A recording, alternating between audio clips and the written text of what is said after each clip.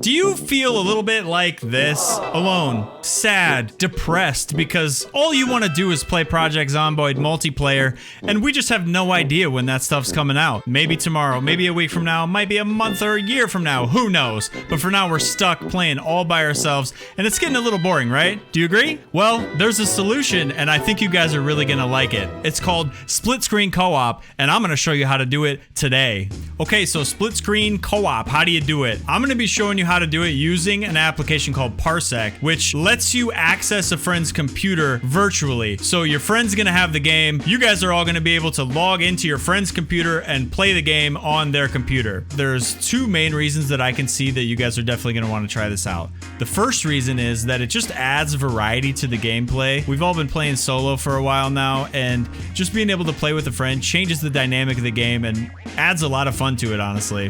And then the second main reason you may want to try this out, and this is a big one I think, is that it's a great way to introduce your friends to the game without them having to buy a copy of it. As long as you own a copy, they can log into your machine, play on your version of the game, and they don't have to spend a dime, and they can test the game out and see if they like it and it's worth buying for them. Now, before I go into telling you how to set this up and how to do everything, I do want to go over a couple considerations you need to think about before you do this with your friends. So the first thing, and probably the biggest deal breaker for most people, is going to be the fact that only one player can use a keyboard and mouse. Everybody else that's playing split screen co-op is going to have to use a controller, and the controls are a little bit wonky, to be honest, but you do get used to them after a while, so it's not that bad.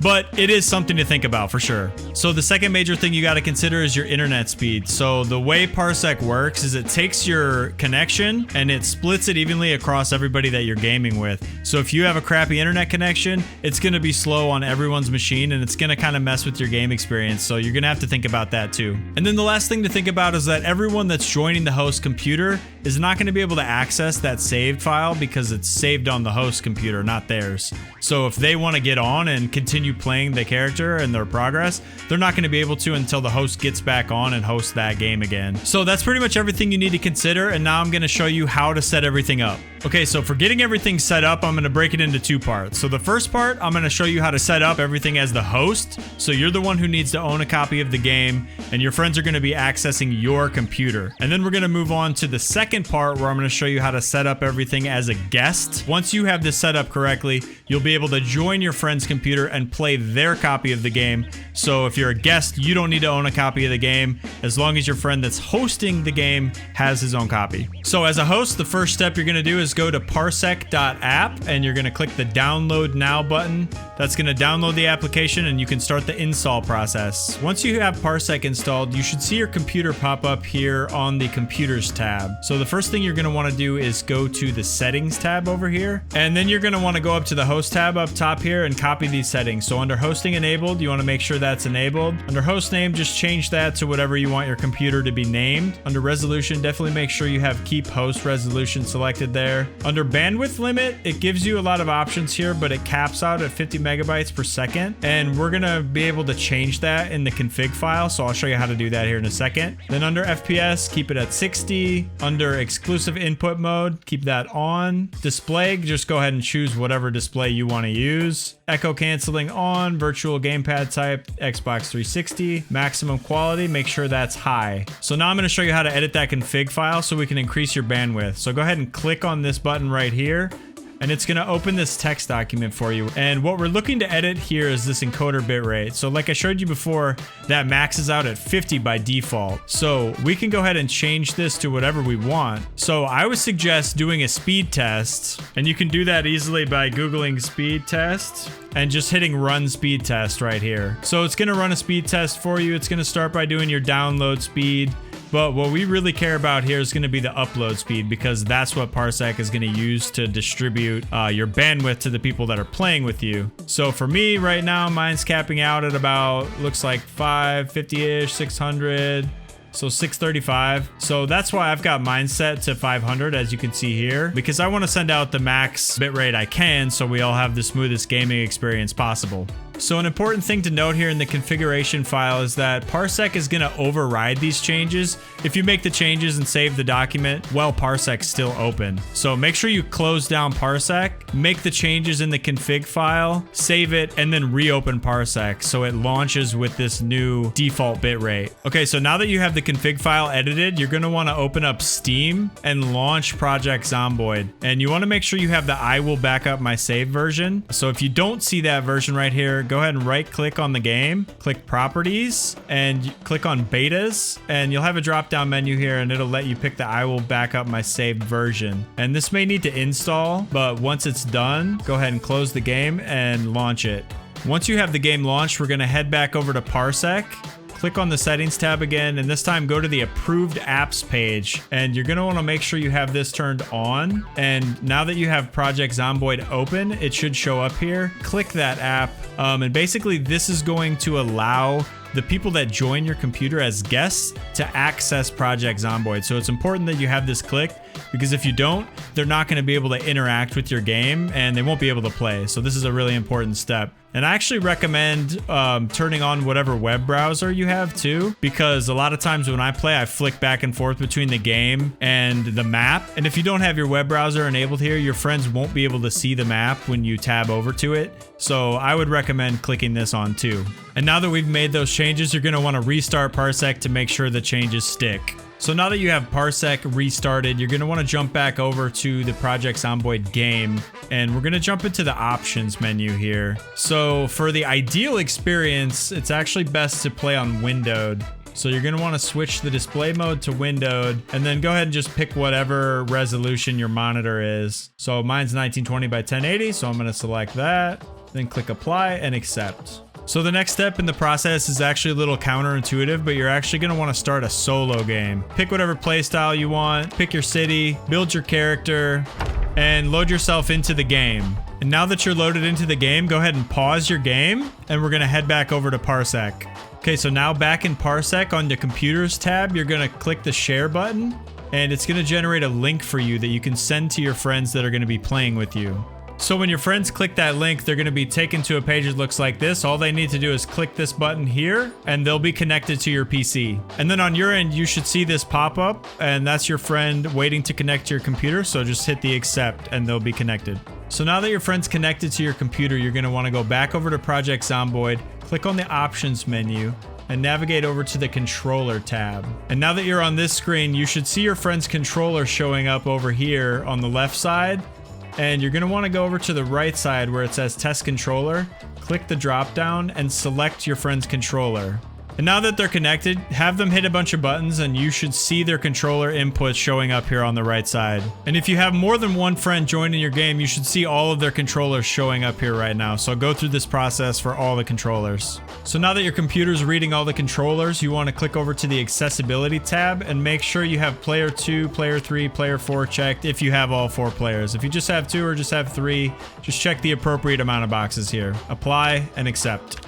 And now you're ready to actually load your friends into the game. So do that by clicking resume, WASD a little bit to make sure your keyboard has control of your character, and then add the first player by having them press A if they're on an Xbox controller or X if they're on a PlayStation controller. And you should see a little pop-up in the top left, and have the person on the controller navigate down to the add player button and click it. Okay, so now that you have a keyboard and mouse, it's going to be a lot easier for you to set up the character for the person that just joined.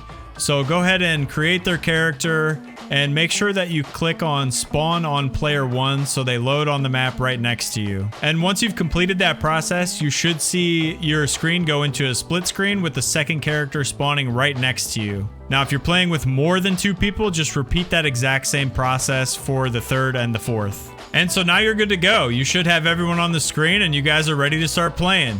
So now I'm going to show you guys how to set up everything from the guest perspective. So you guys are going to start the same way by going to parsec.app and downloading it and getting that installed. As a guest, once you have Parsec installed, you're going to want to open it up and click on the settings icon. And you're going to want to click the client tab at the top here. And you're gonna wanna copy these settings that I have here. So overlay on, overlay warnings on, window mode full screen, renderer direct 3D11, VSync off.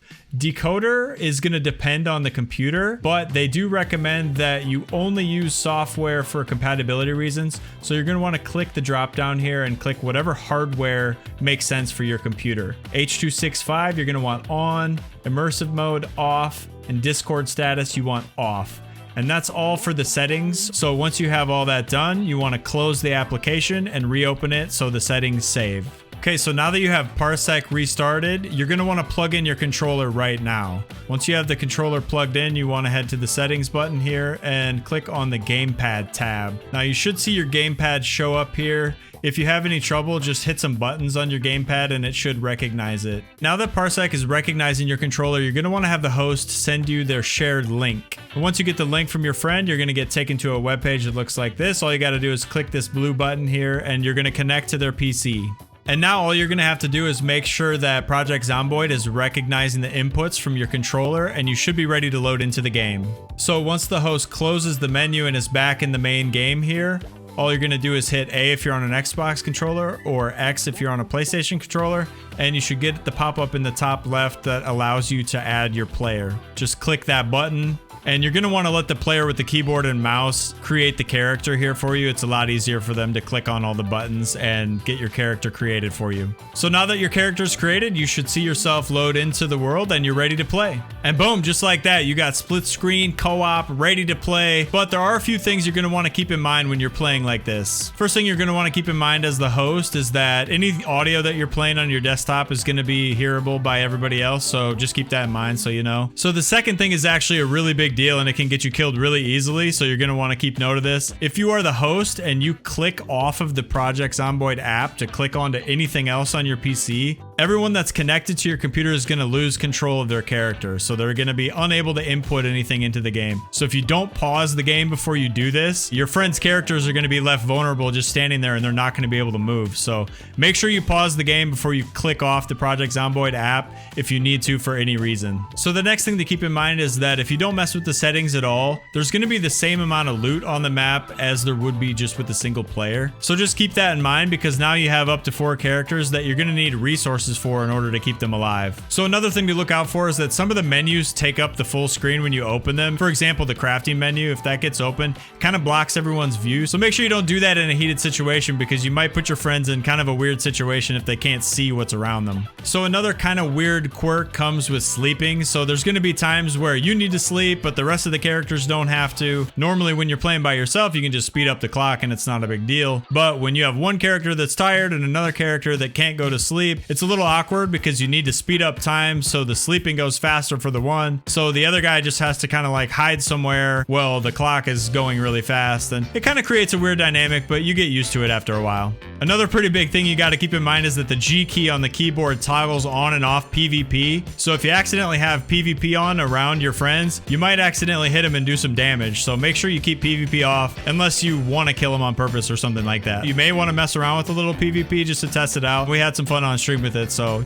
check it out if you want to. So there's 2 other things that I'm going to lump together here that both have to do with combat. The first thing is that there's actually character collision. So if you run into your friends while you're fighting a horde of zombies, there actually is an animation that'll make you kind of stumble a little bit, and it can get you bit really easily. So make sure you keep a little bit of distance between each other when you're fighting. And the other thing that's a little weird, the zombies can kind of start to go after one person and then they quickly trigger on to the other person. So you got to be really careful if you're fighting close together with your friends. So the last thing, and this is just kind of a fun thing you can mess with that you don't have the opportunity to mess with in single player, is that you have a squad. So you can take this opportunity to kind of build a rounded team, you know, so you don't all have to go for big jacked strength man, PvP, whatever. You can have some people focus on farming, some people focus on cooking, you know, different things that are going to come into play in your long-term survivability. So you guys can think about that ahead of time and maybe build a more well-rounded team that's going to help you survive in the long term. All right, so that's it. Now you guys are ready to rock and roll, play Project Zomboid with your friends, and, you know, who knows when multiplayer is going to show up.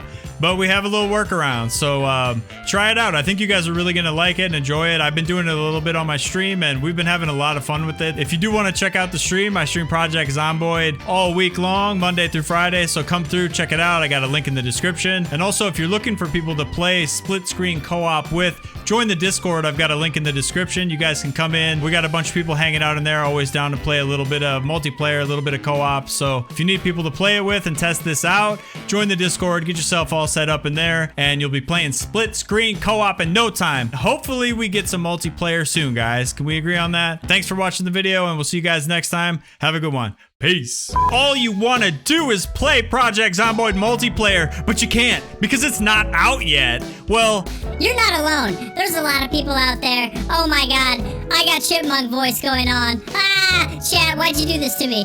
Damn it, this goes on for a minute. I'm never gonna get this YouTube video done. What the f? Oh my god. If you want to do bit sounds, I'll take some biddies, dude. Oh my god. Socks, you got too many channel points, bro. I'm gonna time you out, brother.